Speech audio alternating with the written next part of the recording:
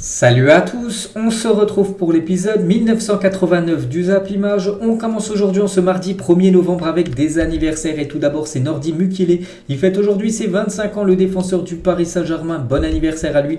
On peut voir également que Philippe Kostic, le joueur de la Juventus Turin, fête aujourd'hui ses 30 ans.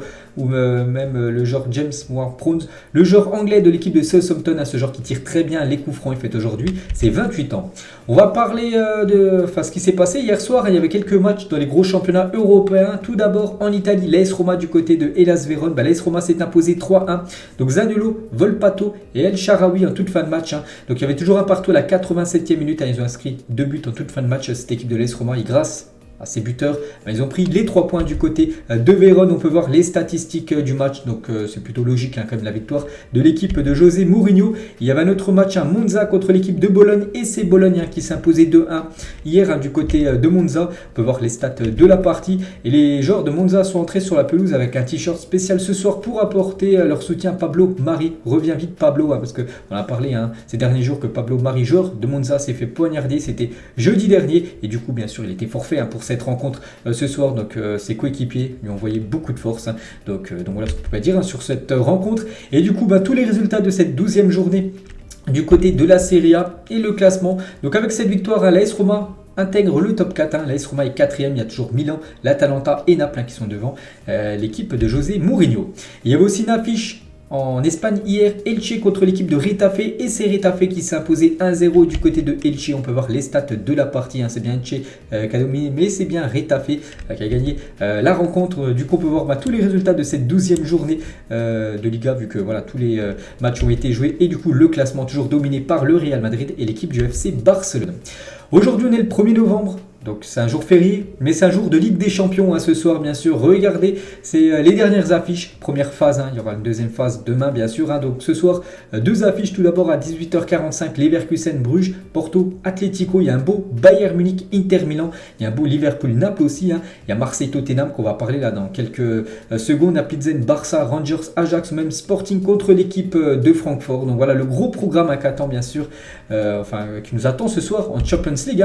On va commencer tout d'abord avec l'équipe française, l'équipe de Marseille. Ce soir, je ferai certainement un débrief parce que je compte regarder cette rencontre ce soir parce qu'il y a énormément d'enjeux. Souvent, je regarde le Barça, mais bon, le Barça, il n'y a aucun enjeu avec Pilsen. Et ce soir, Marseille joue contre Tottenham. Et je pense faire un débrief, les gars, sur ma chaîne BizBiz Réaction pour ceux qui veulent avoir un débrief de la rencontre. Donc, Marseille joue contre Tottenham. Donc, c'est le match de l'année, tout simplement, pour Marseille. Parce que la une du journal La Provence aujourd'hui, le match de l'année. Voilà, en gros, encadré avec Alexis Sanchez contre Hugo Lloris. Marseille contre Tottenham, c'est ce soir à leur portée en une du journal L'équipe. Donc le dernier match de l'OM en phase de groupe sera ce soir déterminant pour la suite de sa saison. Une victoire contre Tottenham lui offrirait une place en 8e de finale de la Ligue des Champions en février prochain. N'oubliez pas que Marseille, ça fait plus de 10 ans qu'ils n'ont pas joué un match à élimination directe de Ligue des Champions. Donc voilà ce qu'attend ce soir l'équipe de Marseille. En plus c'est au Vélodrome les gars, il y aura une énorme ambiance. Et Marseille je pense peut le faire ce soir contre cette équipe de Tottenham. Il n'y a pas le choix. Même un match nul les gars ça passe pas. Il faut absolument la victoire pour cette équipe de Marseille. Igor Tudor sur ce OM Tottenham. Il a dit c'est le match de l'année car il a une importance particulière, surtout au regard des dernières campagnes de Ligue des Champions. Souvenez-vous avec Marseille, cette saison ils peuvent se qualifier, donc ça peut être une bonne saison, mais la dernière édition de Ligue des Champions de Marseille, c'était beaucoup de défaites. Ils avaient enchaîné 13 défaites d'affilée sur le record en Ligue des Champions. Donc bien sûr là, Marseille peut se racheter ce soir avec une qualification. Et regardez ce groupe, comme j'ai dit, c'est le groupe le plus indécis des 8 groupes de la Ligue des Champions. Donc Tottenham qui est premier, ils peuvent ce soir ne pas être qualifiés. Donc Marseille qui est dernier, ils peuvent se qualifier, même terminer à la première place. Tout dépendra aussi de l'autre résultat de l'autre rencontre entre Francfort et le Sporting. C'est Sporting qui reçoit l'équipe de Francfort. Donc voilà, le deal est simple pour Marseille. Il faut les 3 points absolument ce soir pour avoir l'espoir pour être qualifié, parce que sûr il y aura la qualification. Donc un match nul ou une défaite, ce serait quasiment la 4e place, place synonyme de Coupe d'Europe. C'est fini pour l'OM. Le 11 les gars qui pourrait commencer titulaire ce soir face à Tottenham d'après RMC Sport. Lopez devrait, Paul Lopez bien sûr au but, Balerdi, Bailly, Mbamba, 2 pistons Tavares, Klose, Veretout, Guendouzi ou Rongier, on ne sait pas encore. Harit, Sanchez et Under ou Guendouzi devant, voilà, tout dépend. Donc voilà, ça c'est RMC Sport qui donne cette compo, et l'équipe, le journal L'équipe donne cette compo là, donc c'est quasiment la même juste avant. Donc là ce serait Rongier qui commencerait titulaire et Guendouzi en attaque. Donc Dimitri Payet serait de nouveau sur le banc. Luc a joué pourtant tout le match entier contre l'équipe de Strasbourg. Et côté Tottenham, c'est quand même une grosse équipe. Tottenham le sait, de toute façon eux aussi c'est quasiment un gros match pour eux parce qu'ils savent que s'ils perdent, ils passent quasiment à la trappe. C'est un match à l'extérieur, donc ils savent que ce soir ils vont devoir faire un résultat et surtout ne pas perdre pour les Spurs. Donc il y a quand même du beau monde, Gminson, Harry Kane, Lucas Moura, Bentancur, Perisic, Clément Langlais, même Hugo Lloris. Vraiment c'est la grosse équipe bien sûr de Tottenham. Qu'apporte Antonio Conte bien sûr, qui va mettre titulaire. N'oubliez pas que Conte est suspendu ce soir, il sera en tribune pour la rencontre. Et Christian Romero, Kulusevski, Richarlison n'ont pas participé à l'entraînement de Tottenham avant le match de Ligue des Champions contre Marseille. Donc ces trois-là normalement devraient être forfaits. Richarlison qui avait fait du mal à Marseille lors du match aller a inscrit le doublé. Donc ce soir normalement, j'ai bien dit normalement, il devrait être forfait, l'attaquant brésilien. Et les quelques 2000 supporters de Tottenham attendus à Marseille pour le match de l'OM en Ligue des Champions ce soir au Vélodrome seront privés d'accès au centre-ville selon un arrêté de la préfecture de police, parce qu'il y aura beaucoup de supporters de Tottenham qui vont soutenir bien sûr leur équipe. Et voilà, bien sûr dans les rues, ils sont interdits de venir au centre-ville pour éviter les débordements avec les supporters marseillais, bien sûr, parce que ce soir, l'ambiance s'annonce complètement folle.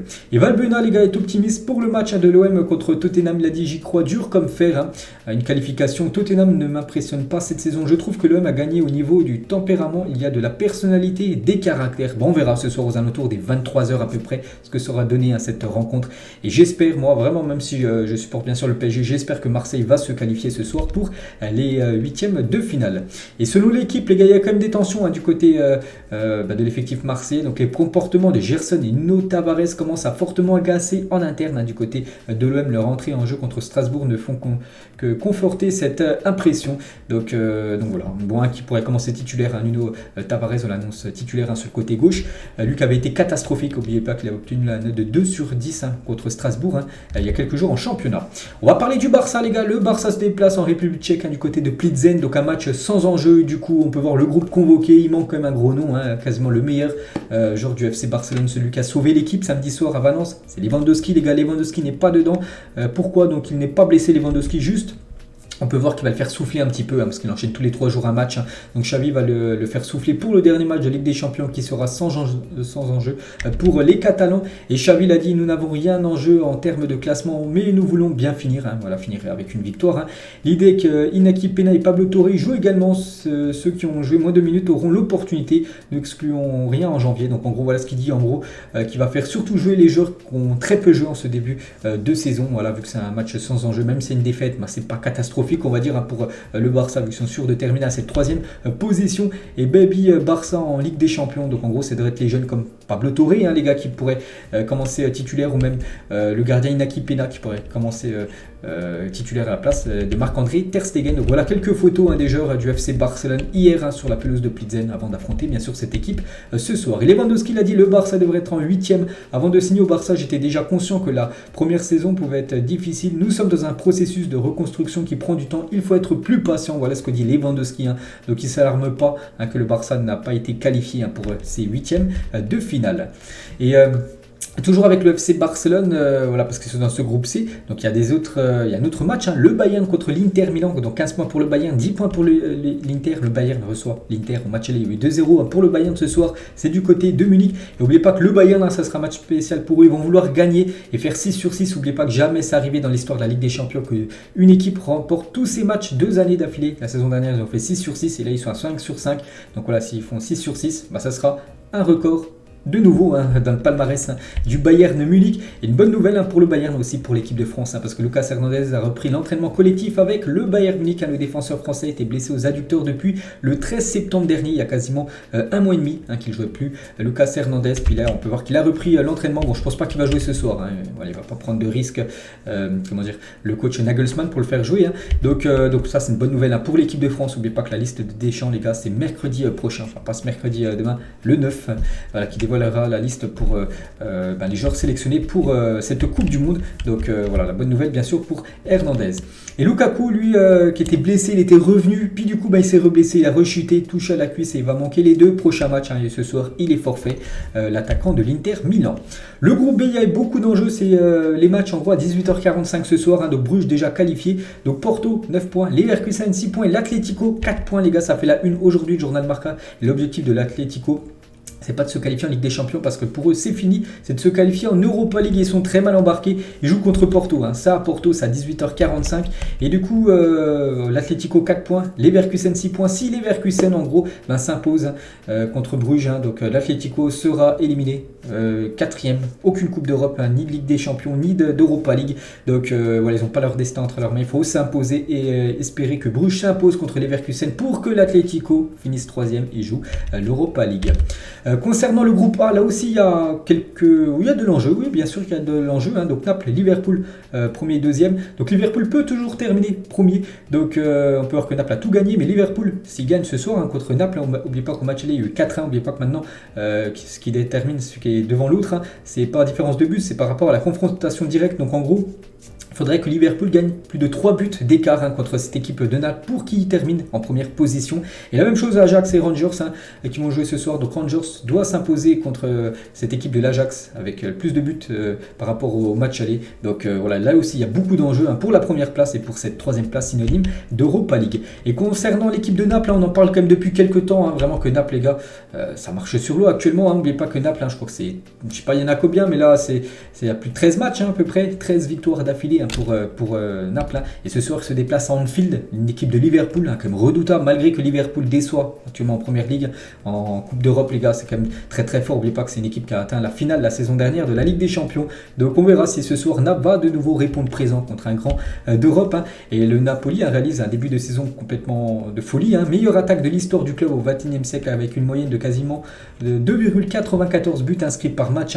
Et deuxième meilleure défense du club au XXIe siècle, 0,76 buts encaissés par match derrière la saison 2005-2006 où ils avaient encaissé encore moins de buts, 0,63 buts encaissés.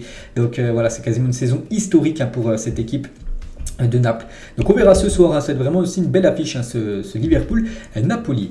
Et Naples les gars est actuellement à 20 buts en phase de poule, mais pas que le record, c'est toujours le Paris Saint-Germain en 2017-2018 en phase de poule, ils avaient inscrit 25 buts, le PSG, jamais une équipe a marqué plus de buts lors de 6 matchs de phase de poule, et Naples est à 20 buts, donc bon je les vois pas marquer 5 buts comme du côté de Liverpool, mais je sais pas, peut-être 1, 2, 3 buts, donc je sais pas s'ils marquent 3 buts, mais ils pourraient venir sur Liverpool en 2017-2018 également, qui avait inscrit pas mal de buts, 23 buts, donc voilà, concernant les équipes qui ont marqué le plus de buts en phase de poule.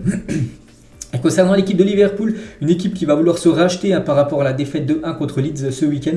Et Klopp promet le retour du vrai Liverpool. Il a dit oui, nous serons différents s'ils reviennent tous en bonne santé de la Coupe du Monde, s'ils sortent tous tôt et font une pause et peuvent ensuite s'entraîner avec nous, ce serait absolument exceptionnel. Donc en gros, il espère tout simplement que ces joueurs comme Salah, comme je sais pas tous les autres joueurs comme Darwin Núñez sortent tôt de la Coupe du Monde, comme ça ils auront du repos, voilà, et comme ça ils pourront mieux attaquer on va dire la deuxième phase de cette saison. Donc voilà ce que dit Klopp, il espère et il veut le grand Liverpool qui pourrait être de retour en janvier prochain. Regardez les meilleurs buteurs après 5 journées, donc ça aussi les gars, il y a de la lutte bien sûr concernant les meilleurs buteurs, donc Mbappé et Salah toujours les deux meilleurs buteurs de cette Ligue des Champions, donc ce soir on verra qui marquera des buts, Haaland aussi, Lewandowski, Messi, Simone ou même Bellingham aussi inscrit pas mal de buts. Le programme demain, bien évidemment demain aussi il y a de la Ligue des Champions, donc on peut voir par exemple qu'il y a le Real joue contre le Celtic Glasgow à 18h45, je ferai certainement un débrief à la fin du match, la Juventus contre le Paris Saint-Germain, bien sûr on va parler de cette rencontre et Carlos Soler devrait être titulaire demain aux côtés de Messi, Mbappé en attaque face à l'équipe de la Juventus Turin vu que Neymar est suspendu, souvenez-vous il avait pris un jaune contre le Maccabi Haïfa et du coup ça devrait être Carlos Soler qui devrait être avec Messi et Mbappé en attaque demain. Et Mbappé aimerait essayer une association avec Hugo Ekitike, les deux joueurs sont proches dans le vestiaire et on sait qu'il a beaucoup d'influence maintenant. Mbappé il aimerait tout simplement évoluer un match à côté tout simplement de Hugo Ekitike. Bon après je pense pas que ça soit demain, peut-être contre Lorient le prochain match, peut-être contre l'AG Auxerre le dernier match du PSG avant la Coupe du Monde. Et toujours tiens, avec Messi et Neymar, les gars, on peut voir qu'ils figurent parmi les meilleurs joueurs de cette semaine de la Ligue 1. On peut voir Lovro Majer aussi qui a été très bon, figure dedans. Terrier également dedans. Baldé qui a inscrit un doublé contre le PSG malgré la défaite de 3, figure également dedans au poste de numéro 9. Et concernant Messi et Neymar, ça fait pas mal de fois quand même qu'ils sont dans cette équipe type. Donc en 13 journées, c'est quand même 7 apparitions pour Messi d'être dans l'équipe type de la Ligue 1 et 6 apparitions pour Neymar, c'est bien évidemment les deux avec le plus d'apparitions. Et concernant Léo Messi, les gars, donc il devrait faire une demande spéciale tout simplement à Christophe Galtier. Il devrait demander à Galtier de ne pas jouer le dernier match contre la Auxerre avant la Coupe du Monde. Donc voilà le programme du PSG. Donc demain la Juve, après il y aura Lorient, ça sera dimanche là qui arrive, ça sera à 13h, tout début d'après-midi. Puis après PSG Auxerre, ça sera le dernier match avant la Coupe du Monde. Et en gros, Messi va demander à Galtier de ne pas jouer à ce PSG Auxerre. Pourquoi? Parce qu'on pense tout simplement qu'il ne veut pas prendre de risque. Imaginez une blessure, c'est le 13, mais pas que la Coupe du Monde, ça commence une semaine après, le 20, donc le dimanche d'après. C'est pour ça qu'il va demander de ne pas jouer. Je pense que Galtier va peut-être pas le faire jouer, il va accepter sa demande. Donc après le prochain match du PSG, les gars, ça sera fin décembre, le 28 décembre, les gars, contre l'équipe de Strasbourg. Et toujours avec Messi, les gars, on sait toujours pas en fait. En gros, son futur, il y a le Barça, il y a resté au PSG, il y a aussi cette équipe de l'Inter Miami qui s'attend à signer Léo Messi et espère conclure un accord dans les prochains mois. Bon, vu le niveau encore que montre un Messi, je pense pas que ce soit le moment pour lui d'aller en MLS. Il peut encore évoluer dans un top club comme Paris, bien sûr. Donc il peut rester encore bien sûr en Europe. Je pense qu'il prendra cette décision de rester en Europe. Et à l'heure actuelle, d'après le journal Sport, Léo Messi tend plutôt vers une prolongation de contrat au PSG. Ça c'est une bonne nouvelle, les gars, d'après Sport. Donc le club de la capitale a énormément d'avance sur le Barça et l'Inter Miami. Le GOAT est très heureux à Paris. Ça se passe beaucoup mieux actuellement que ce qui se passait la saison dernière, ou peut-être il avait des envies de départ la saison dernière, mais c'était une saison d'adaptation. Et là, ça va beaucoup mieux pour Léo Messi. Il marque des buts, il retrouve son gros niveau et voilà, il serait plus pour une prolongation bien sûr du côté de Paris. N'oubliez pas que le PSG aimerait le prolonger de 2 saisons de plus, soit jusqu'en 2025. Et Sport, les gars, c'est comme un journal catalan, donc du Barça, qui disent en gros que voilà, c'est plus le PSG qui aurait une longueur d'avance sur le FC Barcelone. Et vous partagez cet avis sur Messi, donc quelqu'un qui a mis un tweet. Je peux comprendre qu'on puisse préférer Ronaldo à Messi, mais ne pas assumer le fait que Messi est le meilleur de tous les temps est tout simplement un acte criminel. Voilà ce qu'il peut dire. Donc c'est vrai qu'il y a toujours le débat Ronaldo-Messi. Bon, moi j'ai toujours préféré Léo Messi à Cristiano Ronaldo depuis longtemps. J'ai toujours trouvé meilleur Messi à Ronaldo, même si Ronaldo, bien sûr, c'est l'un des meilleurs joueurs de l'histoire du football. Mais le meilleur joueur de l'histoire du football, c'est Léo Messi. Et bon, après, bien sûr, chacun son point de vue concernant les deux GOAT.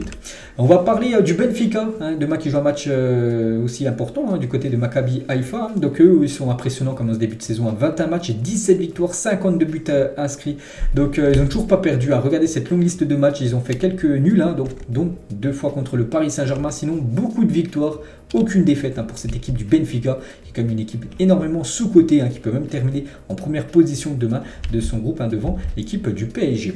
Concernant l'équipe du Real Madrid, demain 18h45, on peut voir que l'arbitre française, Stéphanie Frappart, sera l'arbitre de ce match de Ligue des Champions Real Madrid-Celtic. C'est la première fois dans l'histoire qu'une femme arbitrera un match du Real Madrid. Ça sera demain au Santiago Bernabéu. Et toujours à Madrid, donc le Ballon d'Or a signé son retour à l'entraînement collectif du Real Madrid. C'était hier, lundi. Et donc voilà, Karim Benzema qui était forfait, qui est forfait quand même depuis quelques matchs, on sait. Et du coup, il a repris l'entraînement collectif. Je ne sais toujours pas s'il est dans le groupe ou non, parce que le groupe n'a pas encore été dévoilé par Carlo Ancelotti. Mais bien sûr, c'est mieux voilà, de l'avoir dans son groupe que de ne pas l'avoir. On a pu voir le dernier match contre Girona. Il y a eu seulement un partout. Et c'est aussi une bonne nouvelle pour l'équipe de France. Le retour de KB9 à l'entraînement collectif. On va parler de la Coupe du Monde, parce qu'aujourd'hui, on est le 1er novembre. Et novembre, synonyme de mois de Coupe du Monde. Normalement, voilà, c'est le mois de juin, juillet, on va dire. Puis là, c'est le mois de novembre. Parce qu'on sait que cette Coupe du Monde un peu spéciale, elle se joue au Qatar du coup en hiver et c'est officiellement le mois de la Coupe du Monde. Et Paul Pogba, on va parler de l'équipe de France, s'est blessé à une cuisse à l'entraînement hier, les gars.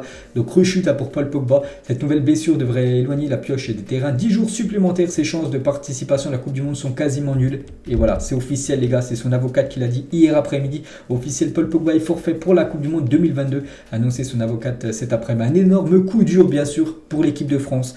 Paul Pogba qui sait tout faire là pour essayer de revenir, et le problème c'est qu'hier il est à l'entraînement et s'est reblessé. Paul Pogba, donc Deschamps dévoile sa liste le 9, donc voilà, c'est cuit, les gars, on va dire c'est cuit pour Paul Pogba. Et bien sûr c'est un énorme coup dur, c'est un cadre de l'équipe de France quand même depuis pas mal de temps, donc sans eux à la Coupe du Monde, ni Pogba ni N'Golo Kanté. le duo en or de l'équipe de France, donc présent depuis l'Euro 2016. Donc les deux ne seront pas du voyage pour la Coupe du Monde au Qatar. Quand on le sait depuis quand même quelques semaines qu'il est forfait. Pogba, on l'a appris hier. Donc voilà, Deschamps va devoir innover avec un nouveau système en milieu, enfin un nouveau duo, on va dire, en sentinelle. Et ces champions du monde 2018 qui ne disputeront pas ou ne devraient pas disputer le mondial. Voilà. Bon, il y a des joueurs qui sont blessés, comme j'ai dit, Kanté ou même Paul Pogba. Et il y a des joueurs qui sont disponibles, mais bon, ils ne seront pas là, comme Mendy, les gars. Benjamin Mendy, bien sûr, ne disputera pas la Coupe du Monde, ni Adil Rami. Pourtant, il avait gagné la Coupe du Monde il y a 4 ans. La même chose pour Nzonzi, il n'est pas blessé, mais bon, Deschamps ne va pas l'appeler. La même chose pour Matuidi. Donc voilà, tous ces champions du monde 2018 ne seront certainement pas dans le groupe de Deschamps. Et du coup, qui pour remplacer Pogba, Kanté? Voici les possibilités pour Deschamps au milieu de terrain. Donc, il y a Tchouaméni, il y a Fofana, Kamavinga, Guendouzi, Rabiot, Camara, André, Capou, Ndombele, Rongier, Verretou. Qui prendriez-vous pour être les deux sentinelles? Donc, on pense déjà à un joueur, je pense. Aurélien Tchouaméni, je pense que ce sera lui et avec un autre joueur. Donc voilà, sur le Twitter BFootball, dans un potentiel milieu à 2, je pense que ça sera ça bien sûr, parce que va mettre Deschamps. Quel est votre paire préféré pour l'équipe de France? Tchouaméni, Rabiot, Tchouaméni, Guendouzi, Tchouaméni, Fofana ou un autre? Tchouaméni avec un autre joueur ou même pas Tchouaméni avec deux autres joueurs, mais sans compter Tchouaméni. Donc plus de 43 000 votes, donc c'est énorme. Donc la plupart ont mis quand même Tchouaméni avec Fofana, qu'on avait pu voir lors d'un match de National League, je crois. Donc voilà, moi aussi j'ai voté ça, donc on verra, ça sera quoi le choix bien sûr de Deschamps concernant ce milieu français. Et l'annonce de la liste des Deschamps se rapproche et nos Bleus continuent de performer. C'est vrai qu'actuellement il y en a qui performent, c'est comme ça la bonne nouvelle du côté de l'équipe de France par exemple. Je sais pas, Klaus les gars, une passe D, Mbappé un but, Griezmann une passe D, Nkunku un but ou même Kolo Muani une passe D. Donc voilà tous ces joueurs qui ont été performants le week-end dernier. Et Pierre Kalulu sur une possible participation à la Coupe du Monde avec les Bleus, forcément il y a de l'espoir, ça passe par de bonnes performances en club. Mais on se rapproche donc forcément, donc l'esprit de compétiteur est là et te pousse à vouloir aller le chercher tout simplement. Voilà ce que dit Pierre Kalulu, il espère tout simplement, il rêve tout simplement de jouer avec l'équipe de France lors de cette Coupe du Monde. Anthony Martial a repris l'entraînement collectif aujourd'hui. On a parlé tout à l'heure de Lucas Hernandez, aussi Martial qui était blessé depuis quelques temps. Lui aussi c'est une possibilité en attaque, ça peut être un choix pour Deschamps. Donc voilà, bonne nouvelle déjà pour Manchester aussi, pour les Bleus. Et toujours avec l'équipe de France, donc il y a pas mal de joueurs quand même parmi les joueurs qui ont marqué le plus de buts, toutes compétitions confondues depuis janvier 2022. Donc dans le top 6, il y a quand même 4 Français, c'est énorme quand même. Donc il y a Mbappé qui est en première position, Nkunku en troisième 33, Benzema 30 et Ben Yedder 27 buts. Donc incroyable bien sûr les joueurs français. On peut même voir Martin Terrier si on descend un peu plus dans le classement. Donc en espérant qu'il soit performant, c'est bien sûr que des attaquants. Espérant qu'il soit performant lors de la Coupe du Monde. Il y a un joueur qui avait été performant à la Coupe du Monde en étant français, c'est Juste Fontaine, le français aux 13 buts en une Coupe du Monde. C'est toujours un record sur une édition de Coupe du Monde en nombre de buts marqués, 13 buts pour Juste Fontaine. Et concernant les commentateurs, on va dire de match, ceux qui seront commentateurs tout simplement, donc Grégoire Margoton et Bichente Lizarazo commenteront la majorité des matchs du mondial sur TF1. Le reste sera commenté par un nouveau duo composé de Julien Brun et Rudy Garcia. Donc voilà, tout est dit bien sûr sur cette Coupe du Monde. On va parler de Pachuca, célébrer sa victoire en Liga MX, donc au Mexique, 2022, après avoir battu Toluca dimanche, donc là c'était avant-hier. Donc voilà, quelques photos tout simplement de cette victoire de cette équipe de Pachuca lors du championnat mexicain. Juninho fête la victoire de Lula, nouveau président du Brésil. Vous savez qu'il y a eu les élections brésilienne. Là, le week-end dernier, c'est Lula, le nouveau président du Brésil. On peut voir que Juninho était au téléphone en direct avec Lula quand il s'est fait, quand il a su bien sûr qu'il était président. Et souvenez-vous que Neymar, lui, soutenait Bolsonaro, l'ancien président du coup qui a été battu contre Lula. Donc les Brésiliens chambrent Neymar suite à la victoire de Lula aux élections présidentielles du Brésil. Donc il chantait, c'est une vidéo. Donc Neymar, tu vas devoir te déclarer concernant les impôts à payer de Neymar parce que Neymar aurait soi-disant soutenu Bolsonaro pour ne pas payer les impôts. Donc Lula, président du Brésil avant les élections, donc il a dit à Neymar a le droit de choisir qui il veut comme président. Je pense qu'il a peur que si je remporte l'élection, je saurai ce que Bolsonaro lui a pardonné concernant sa dette en matière d'impôts sur le revenu. Donc voilà, petite info concernant Neymar et le Brésil. On va parler cette fois-ci du pays grand rival du Brésil, football. Donc c'est l'Argentine, deux légendes, Diego Maradona et Léo Messi. Concernant Diego Maradona, regardez cette statue du côté de Naples, on peut voir tout en bronze avec le pied gauche, les gars, le pied gauche de Maradona de couleur or. Plus jeune buteur du Barça en Liga, plus jeune joueur du Barça, plus jeune joueur du Barça en Ligue des Champions, plus jeune buteur en Ligue des Champions, numéro 10 du Barça, seulement 18 ans, c'est le crack bien sûr, Ansu Fati, n'oubliez pas hier, il a fêté ses 20 ans. Jack Grealish sur David Ginola, il a dit j'étais jeune mais je me rappelle un peu de son passage à Villa, du but qu'il avait marqué contre Manchester City et de la célébration plus tard quand j'ai joué à Villa. Certaines personnes du club m'ont parlé de lui, il était incroyable, voilà ce que dit Jack Grealish par rapport à David Ginola, ancien joueur de cette équipe de Aston Villa. N'oubliez pas que c'est un attaquant français, Ginola à l'époque. Habib Beye est le favori pour devenir le nouveau coach de l'équipe de Brest, les gars, le stade brestois. Du coup, ça pourrait être Habib Beye qui est consultant sur Canal+, mais il pourrait mettre ça de côté et devenir un coach de cette équipe de Ligue 1. Qui aura pour objectif bien sûr de se maintenir. Prêté par la Juventus à l'Ajax depuis l'hiver dernier, Mohamed Ihataren retournera à Turin après la Coupe du Monde. Le club néerlandais a décidé de ne pas prolonger son prêt qui prend fin le 3 janvier 2023. Le joueur sera donc de retour avec la vieille dame à cette date. Donc voilà, une petite info concernant ce joueur, les gars, qui ne fait pas du tout l'affaire à la Juve. Du coup, il a été prêté à l'Ajax, il n'a pas fait l'affaire à l'Ajax, puis là il retourne du côté de cette équipe de la Juventus Turin, son club. Cristiano Ronaldo vient d'acheter la villa la plus chère du Portugal, estimée à plus de 21 millions d'euros. C'est des sommes complètement folles. La demeure s'étendrait sur plus de 2720 mètres carrés. Donc voilà en gros ce qui s'est offert à Cristiano Ronaldo. Donc Ronaldo qui est certainement, je pense, un milliardaire. Donc voilà, pour lui 21 millions d'euros c'est pas beaucoup. Mais bon, regardez cette demeure complètement folle, bien sûr, pour CR7. Et toujours avec lui, donc, est son légendaire Kalma. Il y a un supporter, il est en train de signer des autographes. Il y a un supporter qui lui a dit tu peux refaire la célébration. Il l'a fait, voilà.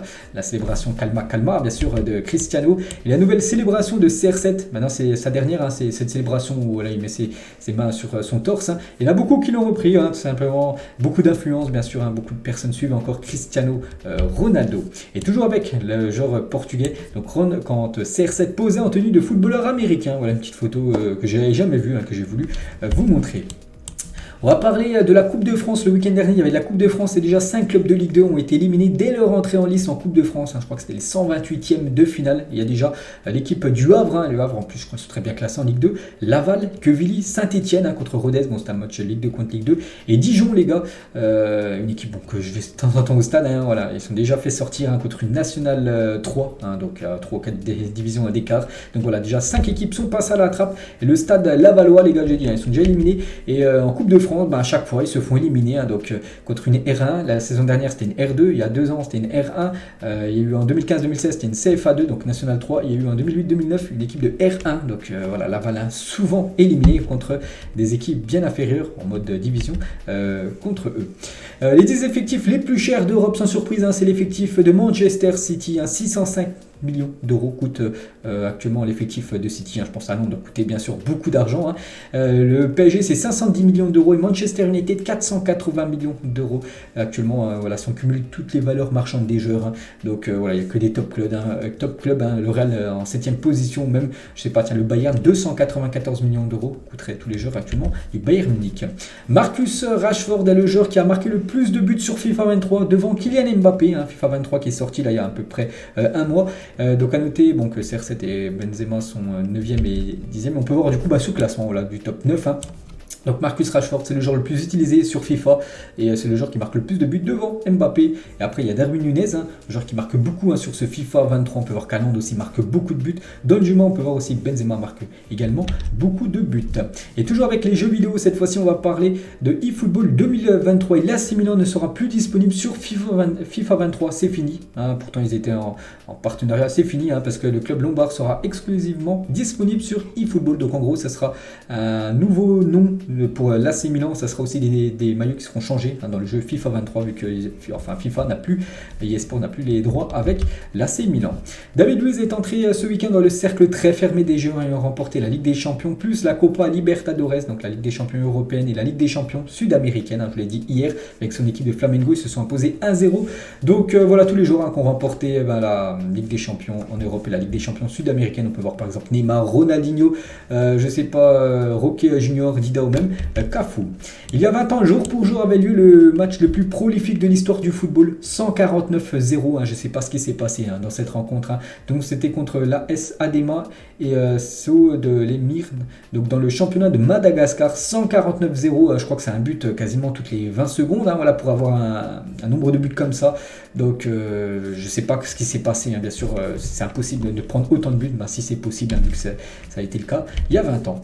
C'est la première fois dans l'histoire de la Ligue 1 que 4 clubs comptent 27 points ou plus après 13 journées de championnat, le championnat du millénaire, bien sûr, ce championnat très relevé avec le PSG, avec Lens, avec l'équipe de Rennes et avec l'équipe de Lorient, cette équipe surprenante de Lorient, 27 points minimum pour ces 4 équipes, c'était jamais arrivé, on va dire, dans l'histoire de la Ligue 1.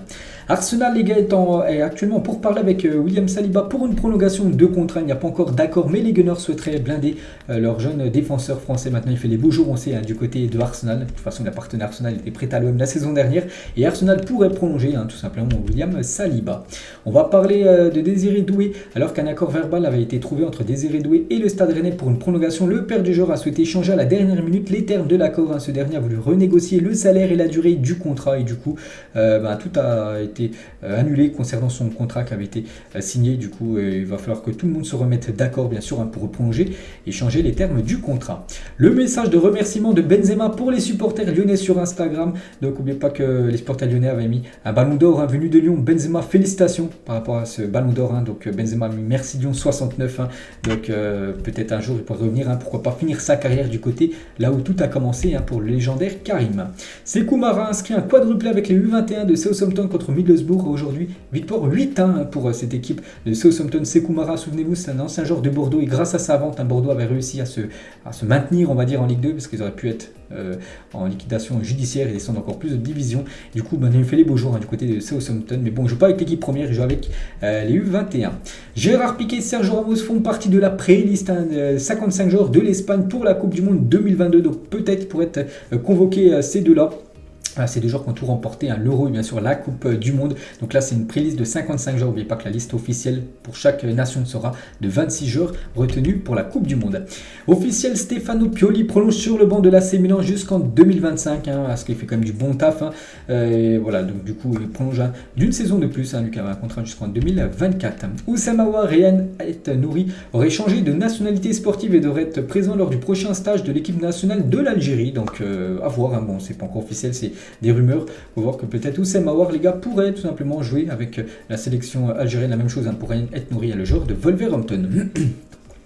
La fédération ukrainienne de football envisage de demander à la FIFA l'exclusion de l'Iran à la Coupe du Monde. Cette demande s'appuie sur la participation du pays aux attaques terroristes russes contre les Ukrainiens.